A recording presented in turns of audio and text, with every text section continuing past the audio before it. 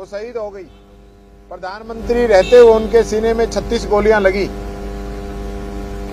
उन्होंने आम पब्लिक के लिए चाहे बैंकों को, चाहे रियासतों का विलय, परमाणु विस्फोट, और यही नहीं, पाकिस्तान के 2 टुकड़े करने तक का काम किया। खुद बीजेपी के नेताओं ने, अटल बिहारी वाजपेयी जी को मैं याद करना चाहूंगा, उन्होंने दुर्गा का अवतार बताया था, उनके लिए इस प्रकार की टिप्पणी की। और मैं समझता हूं जो सत्ता पक्ष ने आज काम किया, ये उसी दिन 1 मिनट में हो जाता तो ये 7 दिन का गतिरोध इस प्रदेश के अंदर नहीं रहता। मैं पहले भी कह चुका हूं, मुख्य इसमें भूमिका सरकार के मंत्रियों की है, क्योंकि उनका काम, उनकी परफॉर्मेंस सही नहीं है। मुख्यमंत्री जी खुद नाराज हैं और वो नहीं चाहते कि सदन चले। लेकिन चूंकि आज नेता सदन ने बुलाया, बात की, हमने उनकी बात को मानते हुए आज ये जो गतिरोध है उसको खत्म करने का काम किया।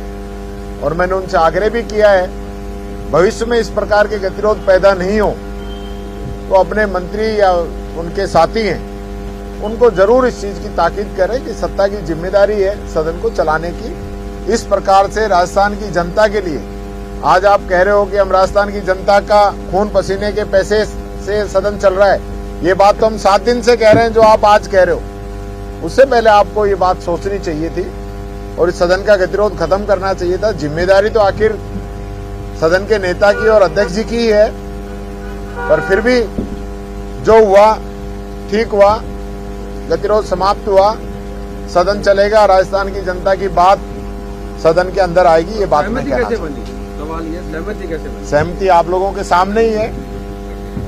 हमने कल बात की थी, आज सदन के नेता ने हमको बुलाया और उसके बाद जो प्रस्ताव आया उसमें दोनों ही पक्षों ने मिलके, क्योंकि उनकी तरफ से खुद मुख्यमंत्री जी ने शब्दों को हटाने की बात कही है और ये भी इतना गतिरोध बनता नहीं, आज तक की परिपाटी रही है।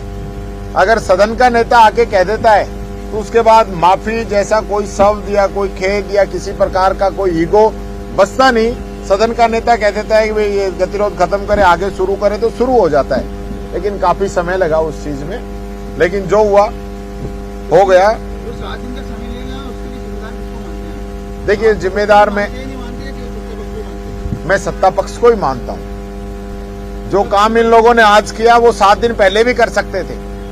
और हम लोगों ने वार्ता का जो प्रस्ताव रखा, हम तो पहले दिन से कह रहे हैं, उस बात को जबरदस्ती यहां तक बढ़ाए इन लोगों के द्वारा, बढ़ाने की जरूरत नहीं थी, इतना कोई बढ़ाने की जरूरत नहीं थी। जो गतिरोध जिस प्रकार का और बढ़ता ही चला गया, बढ़ता ही नहीं।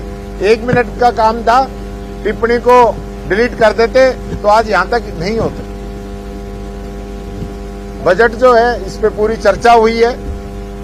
जो आंकड़े हैं वो सारे मैंने जिस दिन बजट आया था उस दिन भी रखे, आज भी मैंने सारे रखे हैं। ये बजट खुद इनके मुख्यमंत्री जी और मंत्री जी के जो पुराने इनके दिए हुए वक्तव्य, चाहे अभिभाषण में बात कही हो, चाहे बजट में कही हो, वही आपस में मेल नहीं खा रहे हैं। बजट घोषणाएं इनकी आपस में मेल नहीं खा रही हैं।